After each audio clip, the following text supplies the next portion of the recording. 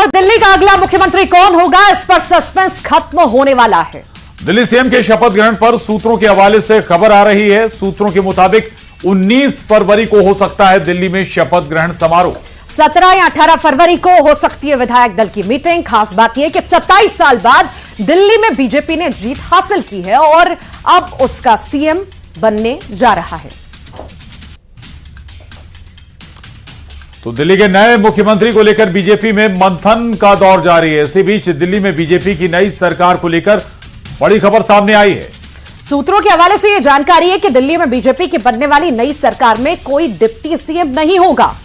सूत्रों के मुताबिक दिल्ली सरकार की पहली कैबिनेट में बड़े फैसले लिए जाएंगे। आयुष्मान भारत योजना को दिल्ली में तुरंत लागू किया जाएगा, यह भी जानकारी है। देखा है देश में कई राज्यों में आयुष्मान योजना जो है वो लागू है। ये पीएम अभीम की जो योजना है वो दिल्ली में भी लागू की जाएगी। देखिए, दिल्ली की जनता त्रस्त थी इनके झूठे वादों से। ये कहते थे कि हम इलाज फ्री करते हैं, किसी का इलाज फ्री होता नहीं। हम लोग रोज स्ट्रगल करते हैं हॉस्पिटल्स के साथ कि उनका इलाज फ्री हो। मैं गंगाराम हॉस्पिटल में लोगों के लिए स्ट्रगल करता हूँ। गंगाराम में आयुष्मान भारत लागू है, परंतु दिल्ली की जनता के लिए वह सुविधा नहीं है। ये भी एजेंडा पर है कि ताकि दिल्ली की जनता को तुरंत प्रधानमंत्री जी की जो मोदी जी की स्कीम है आयुष्मान भारत, उसका लाभ दिल्ली की जनता को ज़्यादा से ज़्यादा मिल पाए।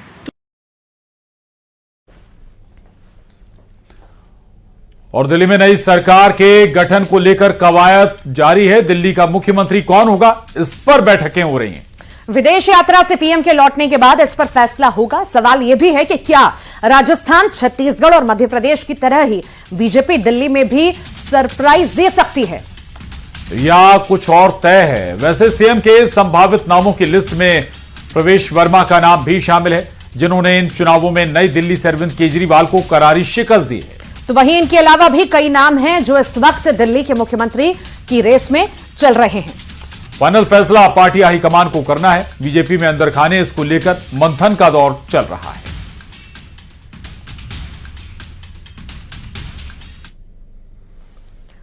प्रेसिडेंट ट्रंप के लिए प्रधानमंत्री नरेंद्र मोदी हमेशा से ही खास रहे हैं। यही वजह है कि जब जब दोनों देशों के नेता एक दूसरे के सामने आए हैं, तब तब ट्रंप ने पीएम मोदी के लिए जो कुछ कहा वो अखबारों और इलेक्ट्रॉनिक मीडिया की हेडलाइन बन गया।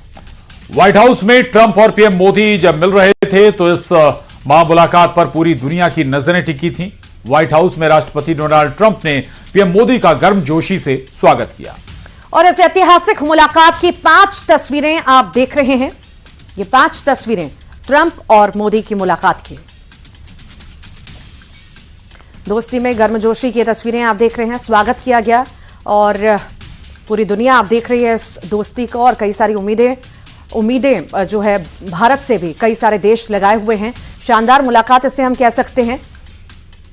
तो 5 तस्वीरें आपके टीवी स्क्रीन पर। बेहतर जेस्चर नजर आया दोनों राष्ट्र के नेताओं के बीच।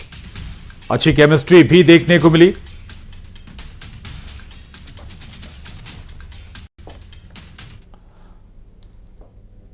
भारत और अमेरिका के बीच रक्षा सहयोग पर दुनिया की नजर रहती है। इसी कड़ी में दोनों देशों के बीच एक ऐसी डील हुई है जो भारत के दुश्मनों के लिए एक नई चुनौती है। यह डील है 5वीं पीढ़ी के फाइटर जेट F-35 की।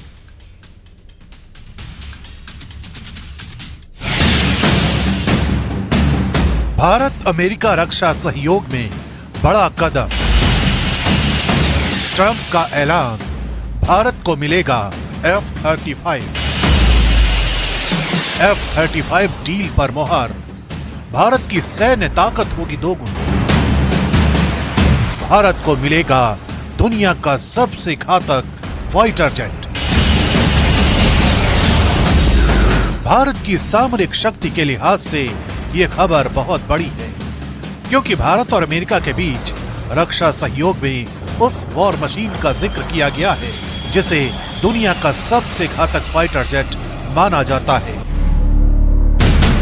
यानी 5th जनरेशन का फाइटर जेट F-35। भारत और अमेरिका के बीच F-35 फाइटर जेट की डील अहम साबित हो सकती है, क्योंकि ये 5th जनरेशन का स्टेल्थ फाइटर जेट है जो भारत की वायुसेना को बहुत ताकतवर बना सकता है और उस ताकत को कई गुना बढ़ा सकता है। F-35 स्टेल्थ टेक्नोलॉजी से लैस है, जिसमें रेडार से बचने की क्षमता है। ये सुपरसोनिक स्पीड की क्षमता वाला लड़ाकू विमान है, जिसकी टॉप स्पीड 1.6 मैक है। ये ऑटोमेटिक टारगेटिंग और डेटा शेयरिंग की सुविधाओं वाला लड़ाकू विमान है। मल्टी रोल कैपेसिटी वाला ये fighter jet air to air और एयर टू ग्राउंड अटैक में सक्षम है। ये 3000 किलोमीटर की रेंज और लंबी दूरी तक ऑपरेशन की काबिलियत रखता है। Starting this year, we'll be increasing military sales to India by many billions of dollars. We're also paving the way to ultimately provide India with the F-35 stealth fighters. In 2017, my administration revived and reinvigorated the Quad security partnership. In our meeting today, the Prime Minister and I reaffirmed that strong cooperation among the United States, India, Australia, and Japan. And it's crucial, really, to maintaining peace and prosperity, tranquility, even in the Indo-Pacific. Bharat और America के बीच बढ़ते रक्षा सहयोग का ये एक और सबूत है।